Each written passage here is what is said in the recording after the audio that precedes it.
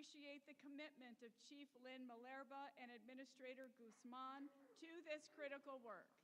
Yes, you can applaud.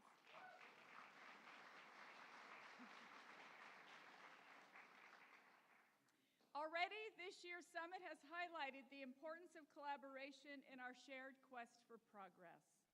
Without our friends and champions across this historic administration that President Biden built, Indian country would not see the extraordinary progress and investments that are already improving the lives of so many.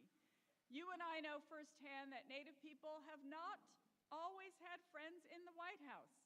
But from the very beginning, one person has made his commitment to our people loud and clear.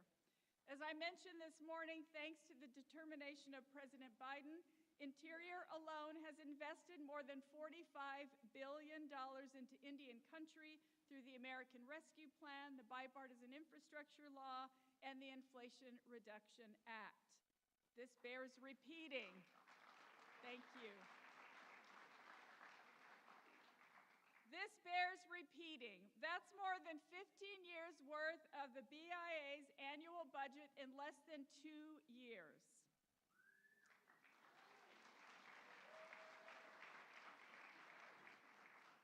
I am so proud to lead this work here at Interior. This agency, once charged with assimilating our people through family separation, is now leading the work to heal those broken promises and to strengthen Indian country. From day one, thank you. From day one, President Biden has followed through on his promise to advance the priorities that matter to all of us. I am so deeply grateful. Biden has followed through on his promise to advance the priorities that matter to all of us. I am so deeply grateful for his unwavering and personal commitment to our communities. It's such an honor to welcome someone who leads to our people and to our country. Everyone, please give a warm welcome to President of the United States, Joe Biden.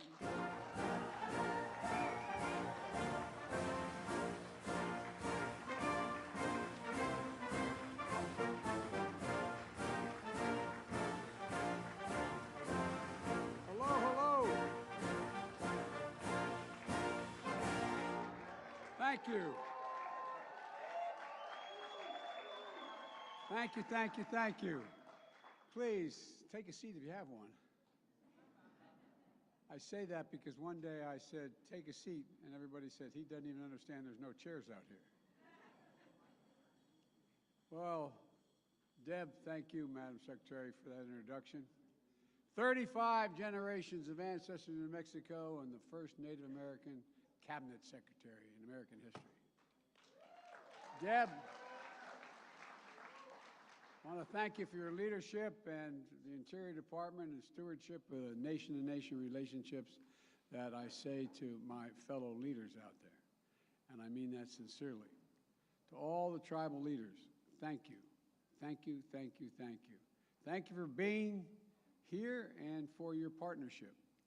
I made a commitment when I ran for president. In fact, I made a commitment when I was basically a 30-year-old senator and a student of Danny Inouye, a senator from the state of Hawaii, who made it clear to me, because I said Indian country, said no, Indian nations, Indian nations. You know, I made a commitment my administration would prioritize and respect nation-to-nation relationships. And I'm going to make sure that happens. I hope our work in the past 2 years has demonstrated that we're meeting that commitment.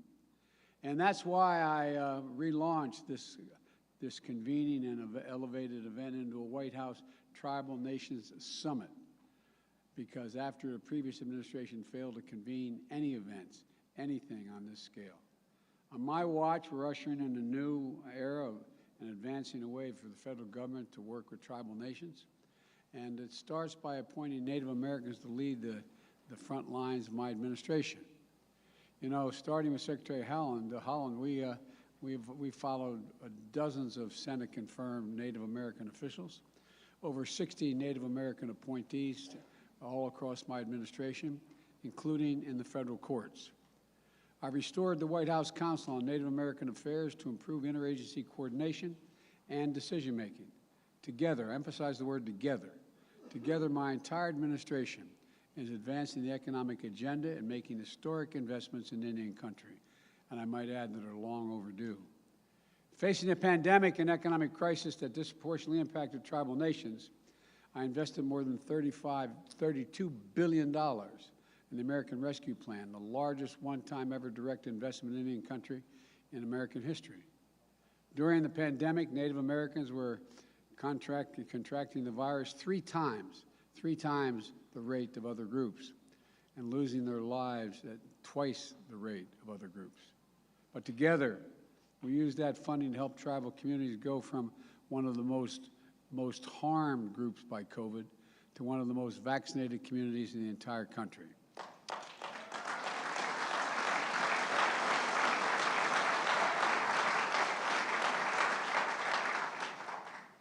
And to all my fellow leaders, you use that funding to address other critical needs as well, such as housing, food assistance, support for tribal economies, and for schools and language.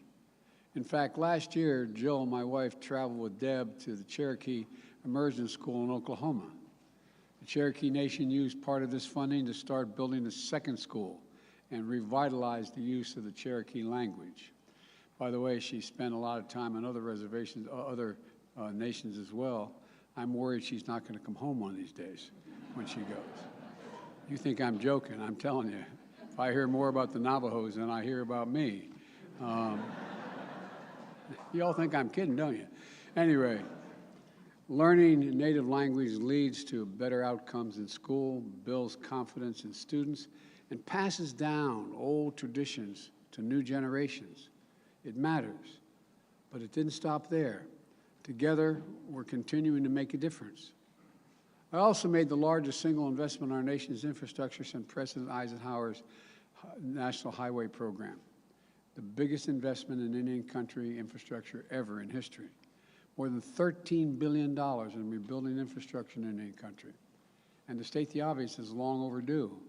And we're putting it to work together, building water infrastructure for clean drinking water, safer plumbing systems, delivering affordable high-speed internet, repairing roads and bridges, restoring waterways that are now blocked by roads and highways that affect the migration of salmon that's essential to the livelihoods and cultures of so many tribes, electrifying diesel school buses so tribal children don't breathe that polluted air generated by diesel engines, and in South Dakota, $29 million of infrastructure funding to help us repair two old dams built in the 40s, and the first in the 40s, the other in the 60s, on the Pine Ridge Reservation. For years and years now, the tribes have lived in the shadow of disaster, worried the dams would break, destroy their communities. So soon they'll be able to sleep a much more peaceful night, knowing those dams have been fully repaired and rebuilt. This past summer, we're also ushered in a new era of confronting and adapting to the climate crisis. I signed a law that made the biggest investment ever in all of history. That includes $700 million exclusively for Native communities. I see our Secretary of Agriculture here, who's also made it clear and made a major contribution on seeing to it that we use farmlands to absorb carbon from the air and so much more, and pay farmers for doing it. It's going to help mitigate the impacts of extreme droughts and wildfires, rising sea levels that affect the sources of tribal foods, tribal resources, tribal traditions, tribal ways of life. It's going to bring clean electricity into your homes. It's going to develop homegrown clean energy so Indian country helps lead the future to the goal we've set of 100% carbon pollution-free electricity by the year 2035. You're all part of that, and you're going to help lead that. To ensure these investments reach native lands, my administration is going to work with the tribes to help them transition to clean energy development and do it quickly. That includes the federal government as the largest single energy consumer in the world, buying more carbon-free electricity from tribal energy producers.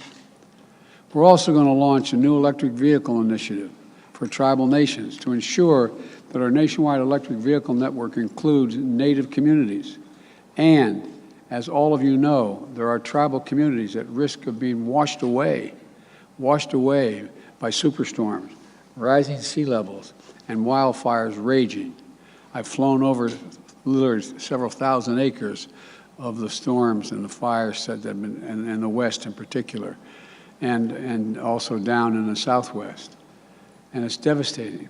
That's why today I'm announcing a $135 million commitment to help 11 tribal communities from Maine, Louisiana, Arizona, Washington State, and Alaska to move, in some cases, their entire communities back to safer ground and pay for that. I've also requested $9.1 billion, that's with a B, billion dollars, for the Indian Health Services. I've asked Congress for the first time ever to make that funding mandatory, a mandatory part of the federal budget.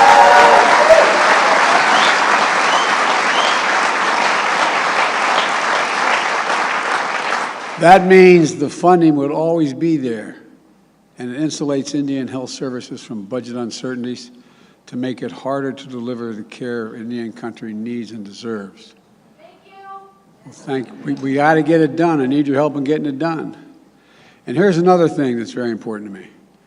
In last year's summit, I signed an executive order to improve public safety and criminal justice for Native Americans and to respond more effectively to the epidemic of missing and murdered Indigenous people.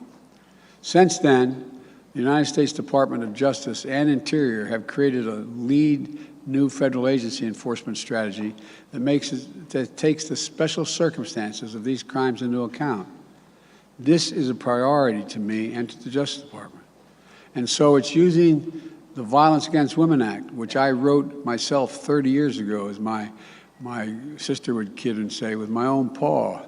I sat down and wrote that because I feel so strongly about it, to end the scourge of violence against women everywhere.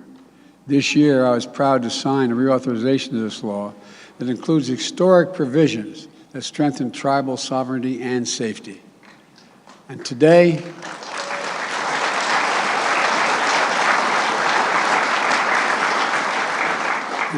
I'm announcing even more critical actions that are the result of a meaningful and deliberate consultation process with you all. My administration listened, we heard you, and we're implementing many of the changes you asked for. Today, I signed a new presidential memorandum that improves consultation between the federal government and tribal nations based on key principles.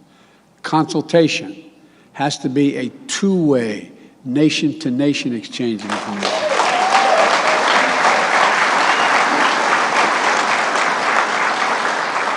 Federal agencies should strive to reach consensus among the tribes.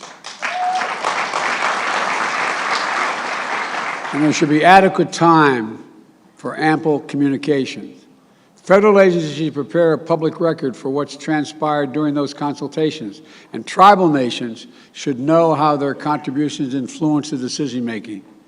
And this is a new presidential memorandum requires all relevant federal agencies to get annual training on tribal consultation process. Let me say that again. All federal agencies.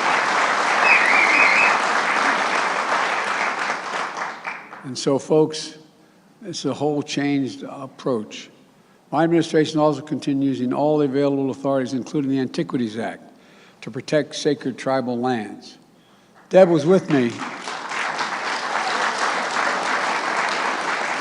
Deb was with me last year at the White House when I restored national monuments at Bears Ears and the Grand Staircase Escalade in Utah, the National Canyons and Seamonts in New England. And last month, I traveled to Colorado to declare Camp Hale National Continental Divide, the first new national monument in my presidency using the Antiquities Act. Millions of acres. Look, and there's so much more. There's so much more that we're going to do to protect the treasured tribal lands. When it comes to Spirit Mountain and the surrounding ridges and canyons in southern Nevada, I'm committed to protecting this sacred place that is central to the creation story of so many tribes that are here today. All right.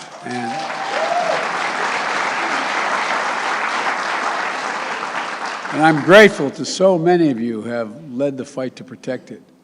I especially want to thank Nevada's congressional delegation. I know there's a lot going on. Well, I can see a couple here now. I see Dina Titus is here. Dina, how are you? Thank you for the support.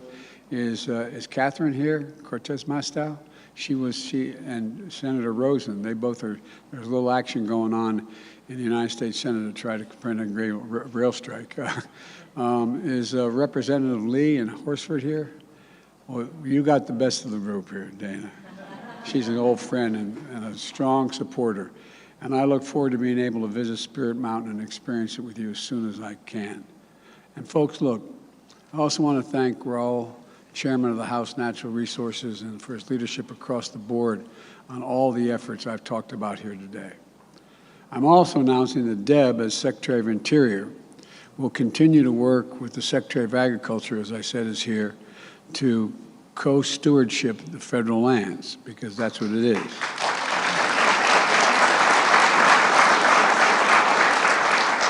We've already signed over 20 new agreements with tribes this year, giving them a greater role in the stewardship of federal lands that are important to their cultures.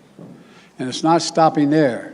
We have 60 additional co-stewardship agreements currently under review, and I'm announcing today that the Secretary of Commerce is going to formally join these efforts as well. So let me close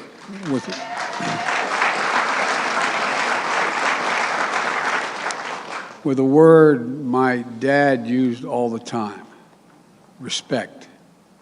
Everyone's entitled to be treated with respect and dignity, the dignity that comes from just being who we are. This is especially true for tribal nations, to whom the United States owes a solemn trust and treaty obligations that we haven't always lived up to. When I talk about respect, here's what I mean by respect. Respect for tribes as nations and treaties as law. Respect for, beg your pardon? I thought you said no. I was getting a little worried. I thought somebody said no. Respect for indigenous knowledge and tribal consultations as a key part of the federal agency decision-making. Respect means we'll defend tribal sovereignty and self-government and self-determination, and will support tribal economy and keep fighting for better tribal health care, child care, education, housing, public safety, and so much more. And respect means being there in person to show it. And you've seen Jill. You've seen my wife Jill in Indian country. She's at a funeral this morning for the mother of a friend of ours. And but she spent a lot of time. I've spent a lot of time in Indian country as a senator and vice president. But I can say here today, I intend to make official presidential visits to Indian country, to make it official. Do it. And I will do so in the enduring spirit of our nation-to-nation relationship, the spirit of friendship, stewardship, and respect. It's taken too long for us to recognize this. It's the only way to move forward. But my administration is doing all it can to demonstrate our commitment to those timeless ideals. So thank you. Thank you for being here. Thank you for your leadership. Thank you for your partnership. And I'm sure I'll make mistakes, but you know me. Don't hesitate to correct me when I make it. And I know you won't hesitate. But I really mean it. I really mean it. Well, I tell you what, no one's ever done as much as president as this administration is doing, period. I am committed. And as my grandfather Finnegan would say, that's the Irish of it. Thank you all very much. Oh, I don't know about that. Thanks. Thank you, thank you, thank you. Finally, let's keep it going, okay? Thank you.